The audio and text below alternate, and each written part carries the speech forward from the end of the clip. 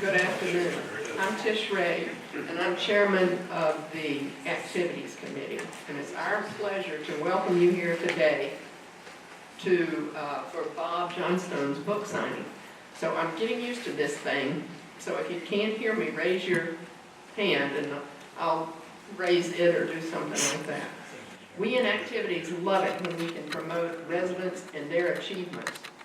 And that is exactly what this book is. I have loved it. I have read it all the way through. It's packed with stories, some of which we're going to share today.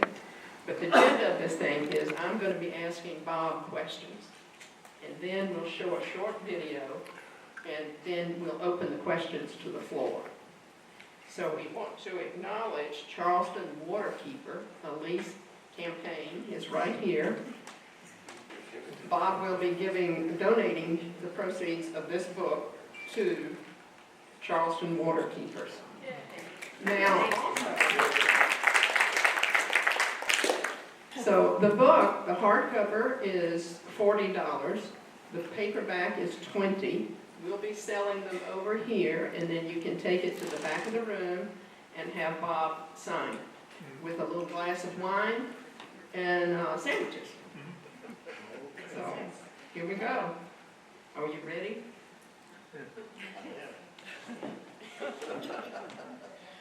All right.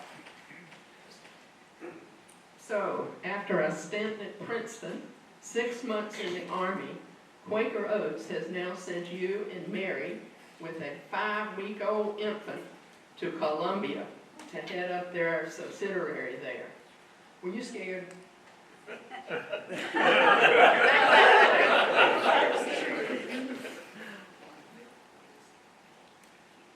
Before I answer that question, I'd like to thank everyone for being here, and I'm honored by your presence, and I have to say this has been a fun experience.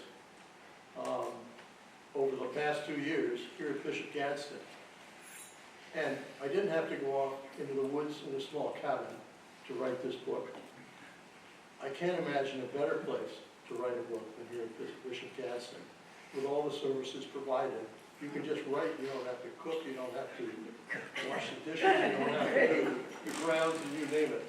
So I'm sure every one of you has a wonderful story to tell. And I would encourage you to give it a thought for writing the book. They have a great self-publishing operation here that all you have to do is put it in your Word document and send it to them, and they help you through the rest of it. Cover, layout for iPhone, iPad, and full-size book. So anyway, back to the question. We were scary. I guess we were young and foolish, and maybe a little bit adventurous. But it was a great experience going down as young marrieds with our 5-week-old son to live in the tropics. And there were a couple of times I had to pack a pistol, climbing up a mountain range there, and then in Venezuela when some people were shooting up the Cata supermarkets. But generally, it was quite tranquil in the cities. The violence was up in the mountains where the bandits would be demanding protection money from the poor farmers and so on in the hills. And what a great place to be when you have a bunch of small kids. We had 3 under 3, 1, 2, 3 years of age. And we were fortunate to have a full-time live-in maid for $15 a week. So Mary and I were able to go out and play golf originally, and then when the kids started crawling around in the sand piles, we could go and play tennis, and they could be playing in the sand piles off to the side. So it was a fantastic opportunity, or fantastic situation for us at that time. And it was a great learning experience.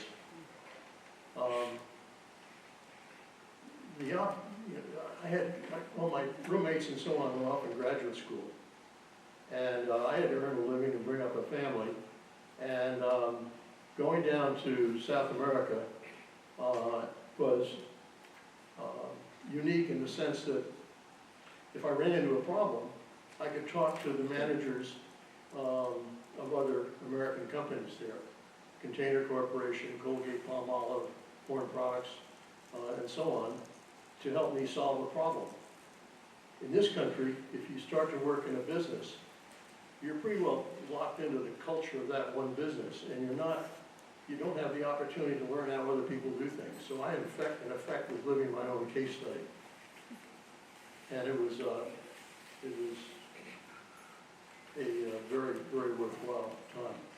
Well, after 2 years, Quaker Oats made you CEO of Colombia, Ecuador, and Venezuela. What was that like? And what made you come back to the United States, to the headquarters? One of the great things about going to Venezuela, they have one of the most beautiful coastlines in the world. They have these sort of semicircular beaches with shoals off on either side, overhanging palm trees, and we would take off on weekends and sail sunfish.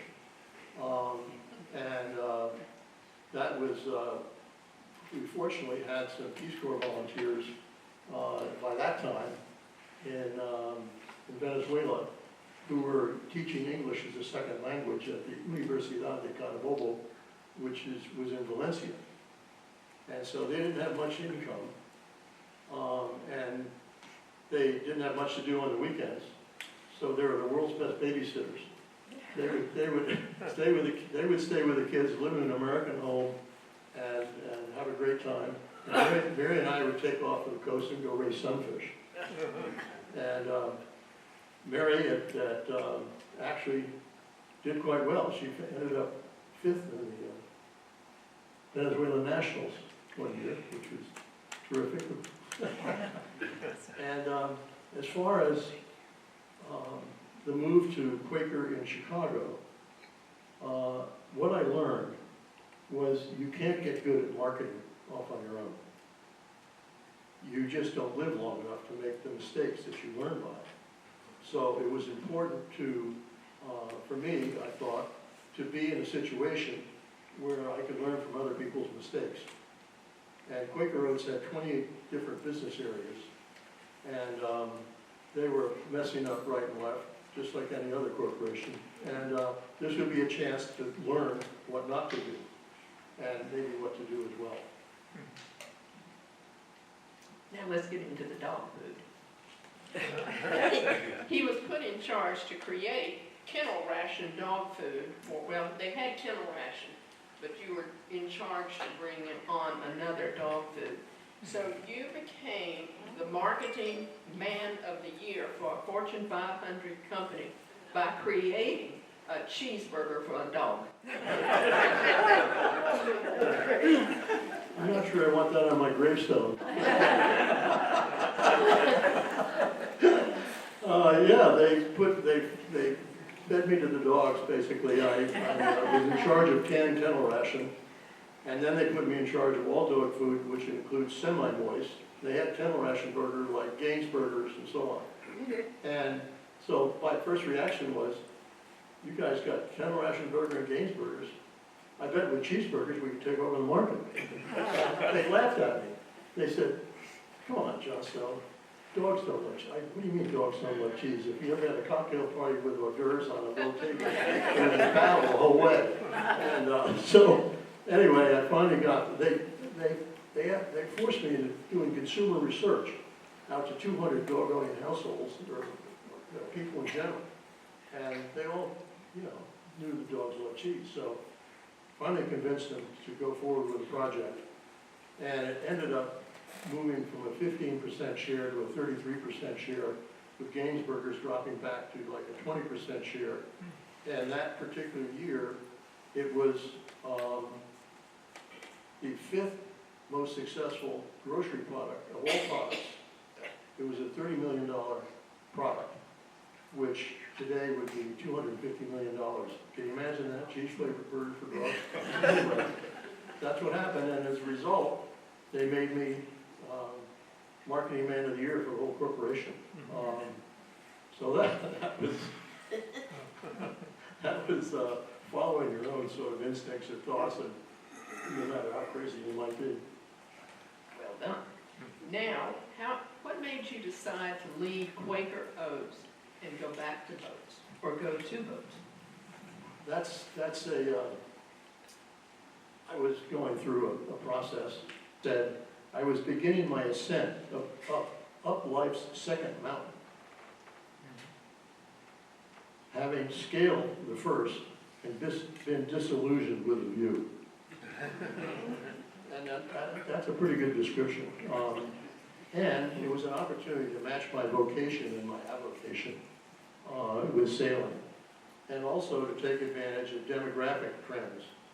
One of the things that's driven what I've done or created was thinking about the baby boomers and where they were and what they wanted next.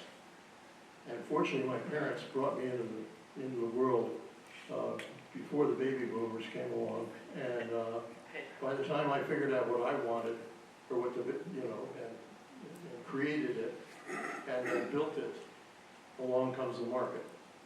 And so that was the lucky birth, if you will. And taking advantage of those demographic trends, one of the businesses that we looked upon when I was Director of Market Strategy and Analysis, which was my last job at Quaker, was to invest in recreational products. And I'd actually put together a conglomerate of Erickson yachts and Hobie Cat and Sunfish Laser and a whole bunch of businesses to have a dominant retail strategy of all these in one shop. And so when it came to leaving Quaker, thinking about building boats or getting into the boat business was certainly in the top of my mind. And it also, I was sailing on the side while I was at Quaker in Chicago. What a great place to sail.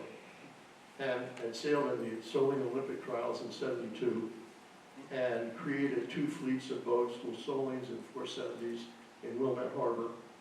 So I seem to have a knack for getting people enthusiastic about doing what I was doing and what I like to do, which was sailing.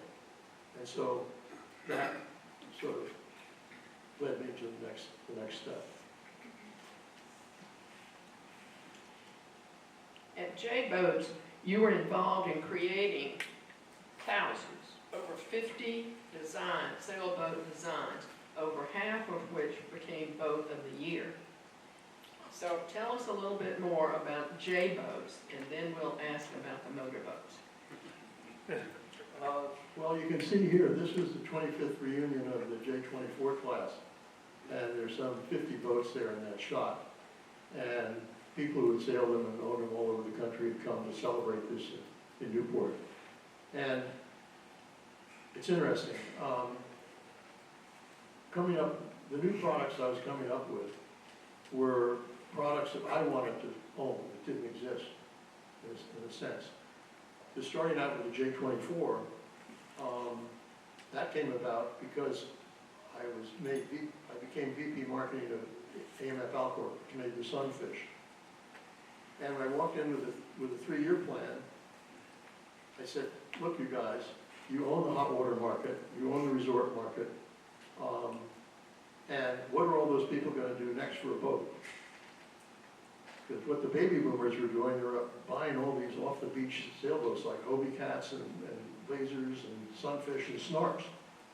Snarks were sold with an empty carton of cool cigarettes on $100 you get a sailboat. And there were 100,000 small sailboats being sold. But what's the problem? What was the problem with that? Well, we were in a dating suit, first of all. And if you wanted to spend more time sailing, you could hypothermia in the middle of Long Island Sound in the summertime sailing in a Sunfish. But they own the hot water market, the inland lakes and the resorts and the Caribbean and so on and so forth. So I walked in with a plan to come up with a boat that the people who learned how to sail and have fun sailing could get on with their family or their girlfriend or their boyfriend or whatever and spend a day. And that was the concept of the J24, a boat that had accommodations that could go over the weekend, sleep on it overnight, and sail plane, in effect, go faster than what they call displacement speed, which is only going the speed of the possible through the water. This is planing, you're zipping along on top of the water, just like sunfish and hobies. And that type of boat did not exist at the time. So that's how it started. And from there on, it was, okay, we're having great fun with this boat. What's the next one going to be? Well, people would call us and say, Bob, you don't understand. We love your boat. We love the concept of it. The rig, it's adjustable, it goes fast. And the one design, when are you coming out with a 30-footer? I've got a guy, I spent 2 months with my family on a boat in Lake Michigan, and that we can't fit in that little boat. And so that brought on the 30, and then the 36, and then the 40, and the 40, and so on and so on. It was just moving from one boat to the next based upon either what we personally wanted to do or what somebody got us excited about doing. And that's how we've got all those 50 designs eventually. And now, you wanted me to say something about the power boat? Oh, no. After 25 years with J-Boats, and at age 68, you decided to start another boat business, motorboats. Mary Johnstone Motorboats. Okay. I gotta show you a different picture for that segment.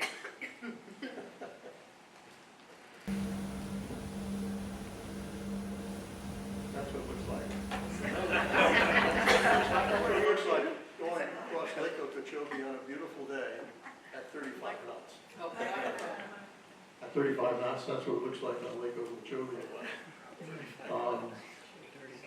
Well, what happened was, we were getting older, and pulling up on halyards and folding mainsails and so on became less exciting, and we've got a little 29-foot diver, and we're using that more than we were our 40-foot cruising sailboat. And so something's happening to us here. And yeah, we're getting older and moving into another phase of our life, yeah. And again, creating boats that didn't exist. The first boat was a 34-footer, and the reason we came up with it is we wanted something that was more comfortable than this Dyer 29 we had, and we wanted something to go through the waves without waves going over the top and so on. And so that was the first powerboat. What a story. Now tell us what the difference is in marketing sailboats and motorboats. Well, there's a huge difference, and it boils down to networking. In sailboats, if we told a sailmaker we're thinking about coming out with a new design, within 2 weeks, everybody in the world would know about it. Because there were just 1 or 2 magazines, the performance-oriented sailor had read, like Sailing World or Sail Magazine. And in powerboats are sort of like automobiles. I mean, how many of you read automotive magazines? Raise your hands. Yeah, maybe 2, 3. It's just the word doesn't get out. We come out with a new motorboat, and so who cares? So we were following our performance strategy, which was to have the best performing boat on the market. And in sailboats, that's take good design, because you have a finite energy source, which is the wind. And you have to be really good at creating the shapes and the weight and so on and so forth, and the rigs and the sails to be better than the next guy. To take that same strategy, which was the best performance brand strategy that I developed at Quaker when they asked me about recreational products. What are you going to do for recreational product strategy? Well, it seemed like there are 3 ways to go. You had cheap boats, which sold to people that weren't very knowledgeable about the sport, or cheap skis or tennis rackets or whatever. Then you had the middle priced products that were popular but not the ultimate. And then you have the best performing brand, which the pros and the really dedicated sports enthusiasts would gravitate toward. And I think the classic example is Jean-Claude Killy holding up his Razzies after winning the downhill race. And so the concept was, go for the best performing brand, because even the beginners are going to want to buy that product because they're making ski better, if you will. So that's what we did with sailboats, and doing with powerboats is a little difficult, because how do you define best performance in a powerboat? If you can put 6 outboards on the back of a barn door and go 50 miles an hour, that's not very sophisticated. So the way we defined it was the amount of speed you can get from X horsepower to go, say, 25 miles an hour, 25 knots. How much horsepower do you need to go 25 knots?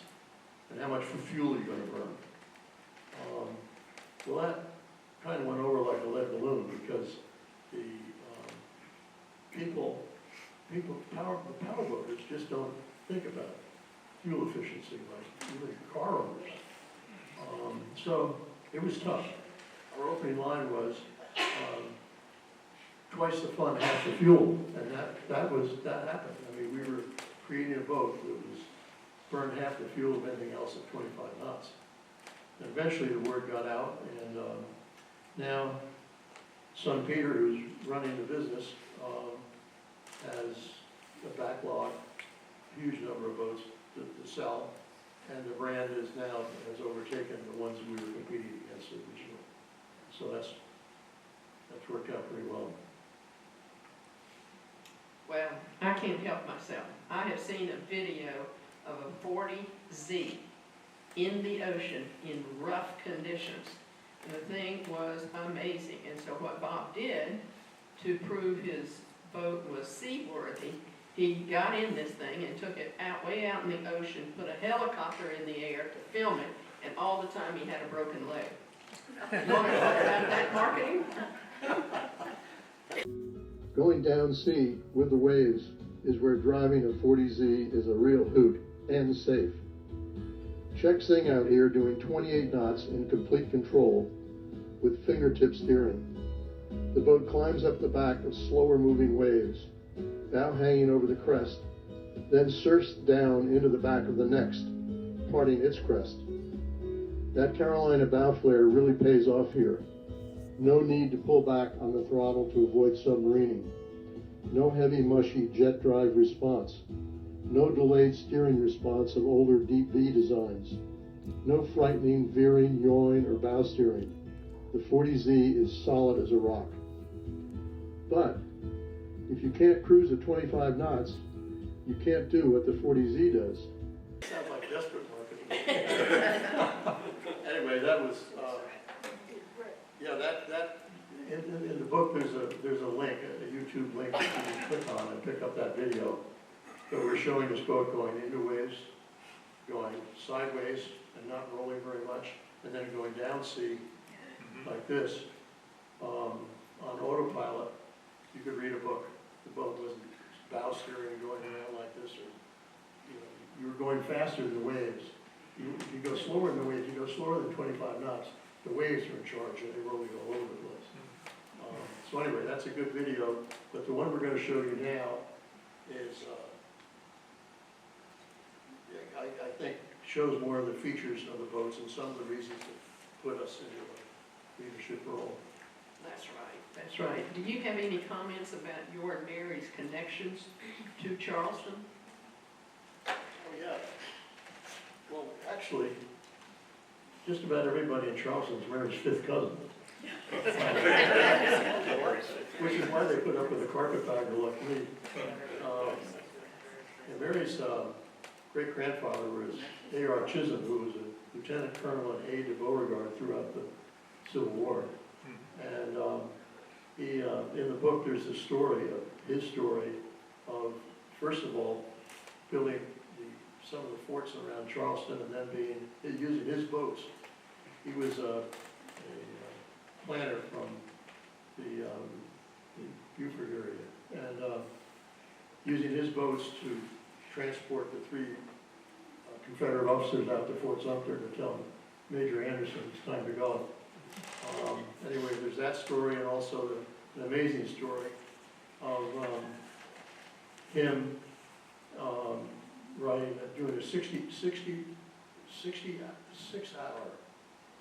60-mile round trip overnight to bring Beauregard's and Johnston's forces together in the first Battle of Bull Run to enable the South to win that battle. So it's sort of a Paul Revere ride, sort of a story. It's quite interesting. And then MJM Yachts is a Charleston, or South Carolina LLC. That boat, we created that boat while we're here, to a boat that could handle going out the channel with a northerly breeze and a strong, an outgoing ebb tide with a sea breeze coming in, creating the square waves. So we wanted to be sure that we had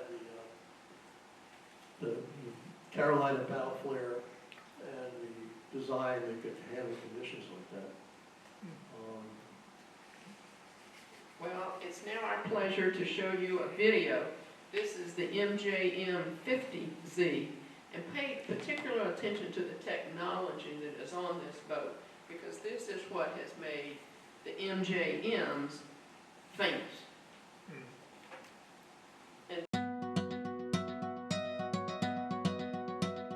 Hi, I'm Bob Johnstone, founder and CEO of MJM Yachts.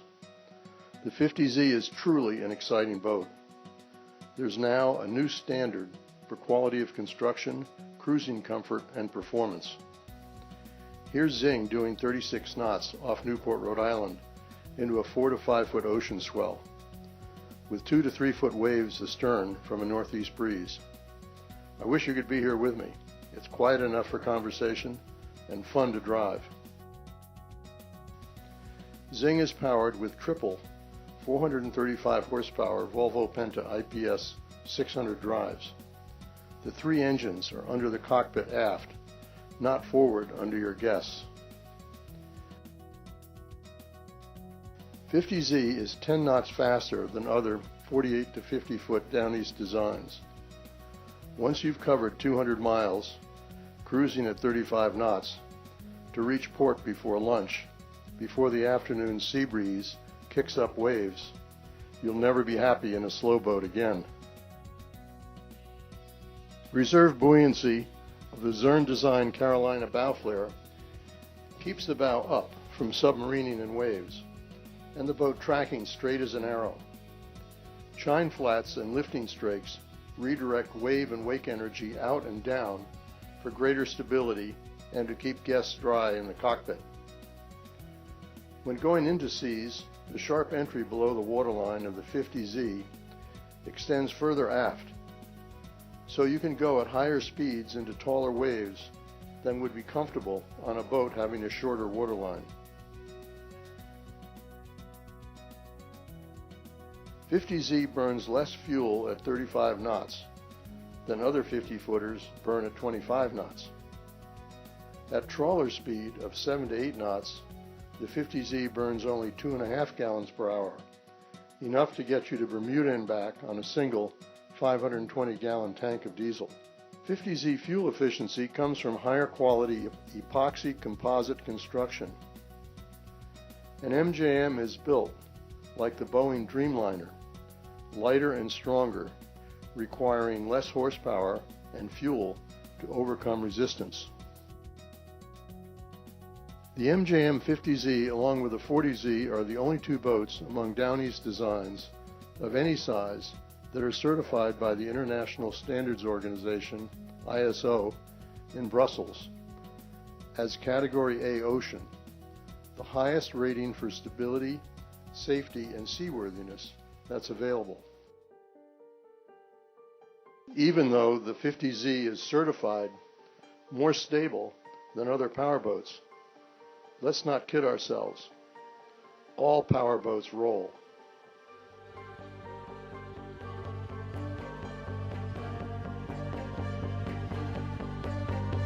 For your optimum comfort, 50Z is the first production yacht to incorporate a Seakeeper gyro stabilizer as standard equipment.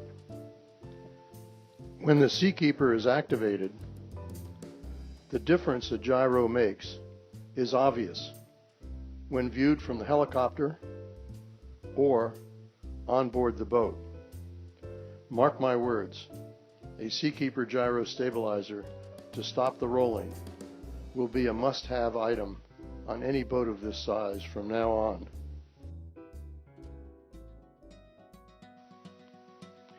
Here I'm heading back to the dock, driving the boat solo. Look at these 360-degree sight lines. You don't get such an unobstructed view like this from inside a salon cruiser or even from the upper flybridge deck of a motor yacht. Once inside the marina, I activate the IPS joystick docking to turn the boat. Next, DPS, Dynamic Positioning System, is activated to hold the boat in place while I open the side door and deploy fenders. When ready, I use the IPS joystick again to move the boat sideways alongside the dock.